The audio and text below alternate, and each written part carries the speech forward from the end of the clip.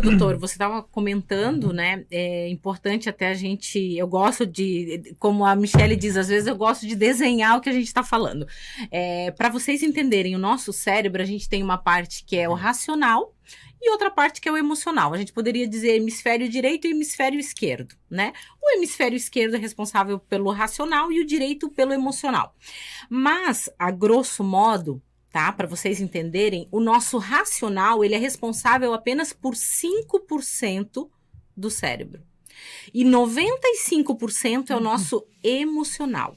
Então, o nosso comportamento e a maior parte do que nós somos, 95%, é o emocional. Regido aí por isso pelo que emocional, o racional dela fez esforço, queria falar, mas qual era a dor maior ali? Emocional. Era emocional. Então, aquele 95% vai bloquear e não vai trabalhar. Eu sou hipnóloga clínica, né? Sou psicanalista e uma das técnicas, que é a que eu mais uso, que eu amo, é a hipnose. Marcelo falou de quanto que a mente é poderosa, a Edna já ficou assim, né?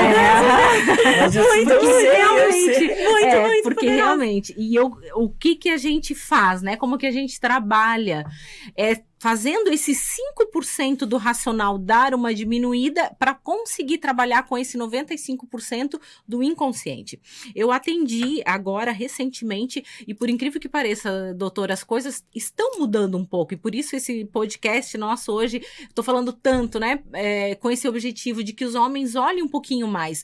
Os homens intelectualizados, e aí fica a dica, ou seja, os inteligentes, estão procurando atendimento emocional, sim. A maior parte dos clientes que eu estou atendendo agora em consultório são homens inteligentes, bem-sucedidos, e um deles me procurou porque a vida profissional tá ótima, a vida financeira chegou muito além do que ele esperava, mas a vida pessoal detonada, saindo de um casamento, e nível emocional péssimo, com síndrome do pânico, enfim. Quantas doenças emocionais. Sim, e aí ele falou, eu estou num estágio que se você não me ajudar, eu vou tirar minha vida.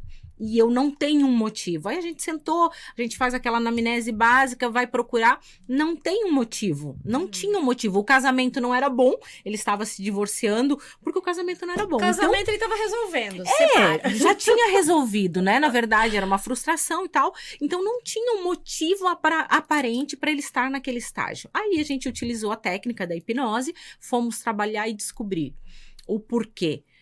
Ele havia esquecido, ou seja, o cérebro bloqueou, né? Mas na infância ele sofreu abuso sexual pelo próprio pai. E ele não lembrava disso. Nossa. Conscientemente ele não lembrava. Então, através da hipnose, o cérebro esse bloqueou aquela 5% parte. bloqueou porque ele nos protege da dor. Ah, tá né? certo. E aí, só que você vai acumulando, isso vai ficando, e durante o período todo da vida dele, enquanto ele era jovem, ocupado com o trabalho, enfim, tava tudo certo. Mas quando houve um fator emocional que predispôs, digamos, tudo isso, ele bloqueou e ele tava num nível de estresse altíssimo, enfim, trabalhamos com a terapia, resolvemos aquela situação super simples, e ele está bem, né? Continua fazendo a terapia, enfim, mas qual a importância disso, né? Se ele não tivesse procurado ajuda, e até achei interessante, porque ele procuraram uma mulher, né, homem, mas ele queria essa técnica, então foi o que funcionou, porque ele sabia que conscientemente, racionalmente, não tinha um motivo, mas estava no inconsciente.